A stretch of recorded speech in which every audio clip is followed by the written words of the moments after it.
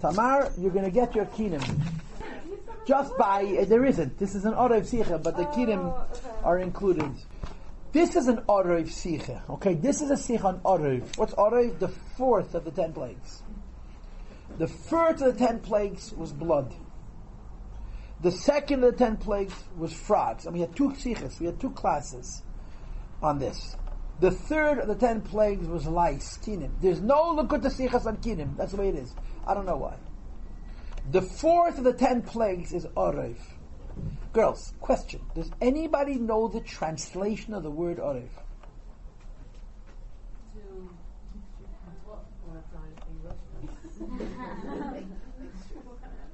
What is the translation of the word Orev? Wild animal? No. No, it's not mixture.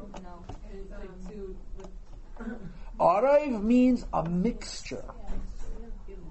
That's all it means. Orev does not say what is mixed, just a mixture, period, the end.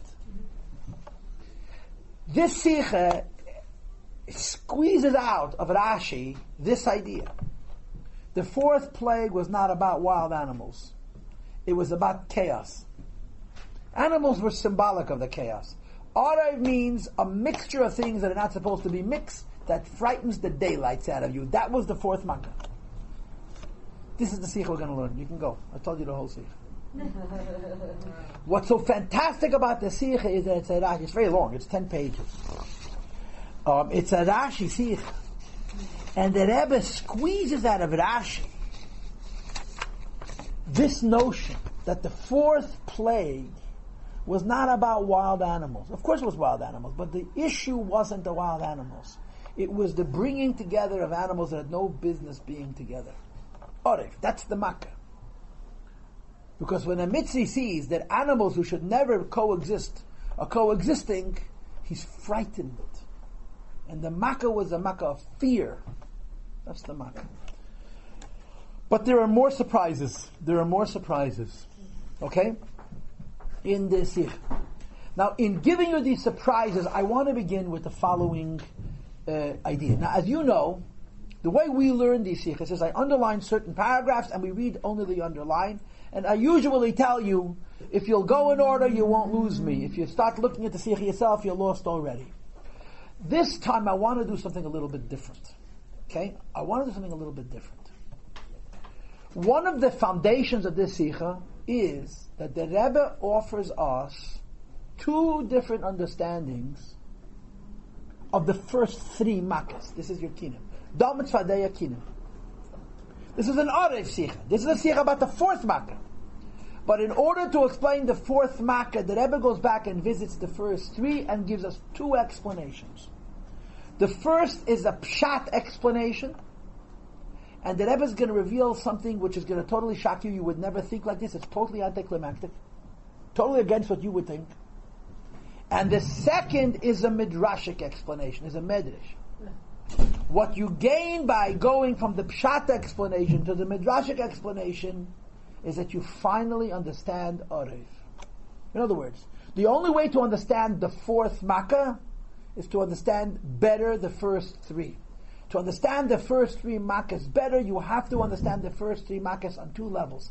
Level A, Pshat. Level B, Medrash. So here's what we are going to do, girls. We're now going to be discussing the first 3 Makkahs on a level of Pshat. And I'm going to do something which I never do. I'm going to read the Sikha not in order.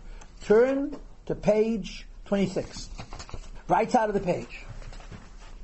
B'shalosh Makkos harishenos. The first 3 plagues, blood, frogs, lice, Lo Hutzrach Rashi Levaed es Taimon.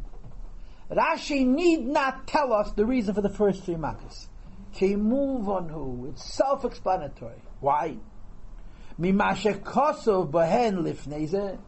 Because we already know from earlier discussions what the first 3 Makkos were. As follows: Hamakes shel dam urtzvadeya. The plague of blood and frogs were connected to what? To the river the Nile, right?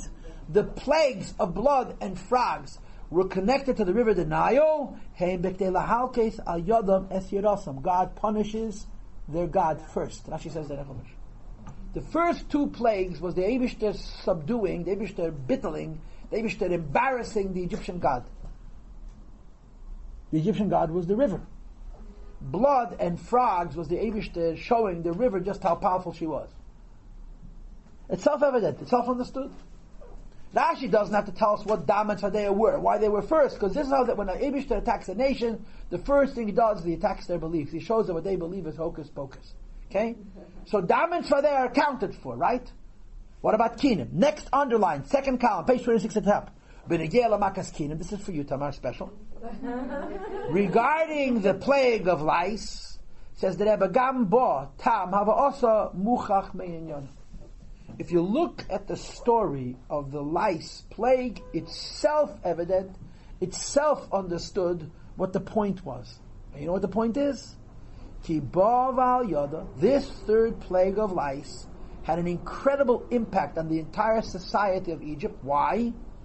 Because Haidu Hachartumim V'Amru Etzper Lakim Hi. The Egyptians magicians had to admit and say that this is the finger of God. You remember? Every time there was a plague, the Egyptians would call their magicians and they would duplicate it, except one. Lice. And there's a number of reasons why, but that's the fact of life. Says the Rebbe that the pshat reason for Dam, Tzvadei, and Kinim in this order is to deal with the religious beliefs of Egypt. Their theology, their philosophy, their culture. You're attacking their God and you're attacking in effect, their priests. You are showing the limitations of their core beliefs. No need to explain, except when you get to Orev, which we'll get to soon. Now, in case this is not exciting enough, we move to the end of the Sikha and discover something absolutely mind-blowing. Okay? Page 31, the very bottom of the first column, Sif Yud. And I'm reading inside again. Apiha Amaliyel. Accepting the pshat definitions of Dam, Tzvadeya, and Kinim. The Dam and Tzvadeya attack on their gods, and Kinim is attack on their priests. She'ikir hatam l'gimel Makkos harishenis v'pshutei shel mikra. That the pshat reason for the first three plagues, Einei Tam HaMedrash, is not a midrashic reason, but a simple reason, Ki'im, but instead it is, number one, Lahalkeith Yerosam, to smite, to attack their gods, Ulahares Lechatumim, and to show their magicians, their priests, Etzpel Lakim Hi, the finger of God, says the Rebbe Yuvan Oid Inyan, something extraordinary emerges that I guarantee you in your wildest and most creative moments never crossed your mind. And you know what it is? Let's keep reading. B'makes Orev Kosov. Orev means a mixture of wild animals, right? What number plague is it? The fourth. By this fourth plague, it says, for the first time, Ve'eflesi b'yei mahu eteres Goshen. I am going to separate the land of Goshen, where the Jewish people lived, Asher Ami Eimed Aleh, where my nation is, Lebiha Yeis Sham Orah, there shouldn't be the plague of the mix of wild animals in Goshen, She'etel B'nei Yisrael Lehoya Makkos Orah. The Jewish people not fear Makkos Orah, right? Ask me a question. What about the first three? So if you see, there's an Even Ezra, there's a Radbaz, and there's a Rambam, which we are unceremoniously skipping. Go to page 32.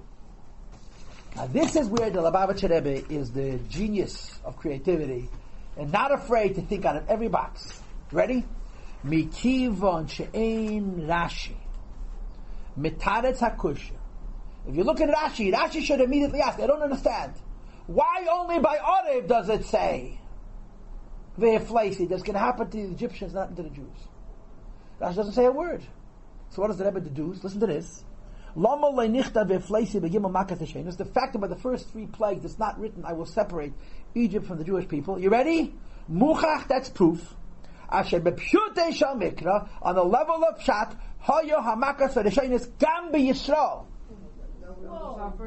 the first three plagues happened everywhere in Mitzrayim, including by the Jewish people. The Jewish water turned to blood. The Jews had frogs. And the Jews had lice. Now, how is that helpful? Because when the Jews saw blood, they danced. Why are they dancing? Look at their God. Look at the bottom of the page. Next underline. Mikivan. Whereas, Sheshtei HaMakkos HaRishonos, the first two plagues, Pirush Rashi tells us, Shehevi HaKadosh Baruch B'shil Halchas Yerosam, the first two plagues was to punish their God. Why should the Jews not witness this? Harei Mubin, it's understood. Shekashayira Pari, the Pharaoh will see, Shahavei Dezara Shalei Leika, that his God is being smite. Yukuyim Bey will affect, B'zeis Teida Kaniya Deshem, that the Eibishter's name will be known. Bracket. V'im gam b'nei Yisrael yiz b'lo mezeh. Even if Jews also suffer, it's not going to make the Pharaoh feel better. Oh, the Jews are suffering too, yippee-doo. Because it's not the Jews who are suffering, it's not Egypt suffering, the God of Egypt is being killed. So yes, Yidden also saw the blood in their neighborhood. Now we also know the idea that there's medrashim, that they had to buy blood from the Jewish people. The Rebbe is going in a whole other direction. And you know what's incredible? He's actually right. He's actually right. That there's no reason to say that Makkos Dam did not happen in Goshen. The Jews would want to see that. Page 32, second column, next underline, V'al derech zeh b'Makkos Kinim. And the same is true of the third plague, which is lice. So what's the point of lice? That the Egyptian magicians will have to admit that this is the finger of God. It's necessary. Should have no limits. Should be all over Egypt, even amongst the Jewish people. Now, if you're worried about how the Jewish people got through those first three plagues, they did fine. But what the Rebbe just did was that when you read the Chumash, don't assume anything. And the proof is in the Chumash. The first time the Eibishter says, I'm separating you from the Egyptian, is the fourth plague. Why? Because the fourth plague was about Egypt. The people. The first three plagues were about the Jewish and Egyptian beliefs. So the Jews are entitled to witness it also. Mashain came by Makkos Orev, next on the line, as opposed to by the plague of Orev. That this did not serve to defeat their gods or to diminish the power of their magicians. Here it says, I'm going to separate. Okay? So what do we got? What do we got? We have a profound change of perspective on the Makkos. The first three Makkos were not about making people suffer. So you can almost argue that they may have been not that difficult. The first three Makkos were to put a perspective on the civilization. Your God is powerless. Your magicians are powerless. So long as it's not an attack on the people of Egypt, but on the gods of Egypt and the magicians of Egypt, it's exclusive, it's universal to everybody. Orev is an attack on Mitzrayim. And because the attack on Mitzrayim, Torah says Ve'ifleis. So wait, what we're going to do is we're going to be nice to ourselves and learn the second half of the Sikha about Orev next week. So the Kinim and the Saldea were actually, the Muslims were suffering. It says, no question about it, but that wasn't the point. Right, but I'm saying, did Exile also suffer? You have to say that somehow Rashi is going to figure out that they didn't suffer so bad. But they saw it. It was in their neighborhood. In Goshen, water turned to blood. In Goshen, there was Taldim. That's right. That's right. Could also say that they also had to suffer, in my mind, because they also worshipped their gods. So there was an element of also making them see how there is no koach for their gods. I like that, but then it doesn't say it. Fine. Okay. I actually like that. Okay, I'll see you in a week. Thank you.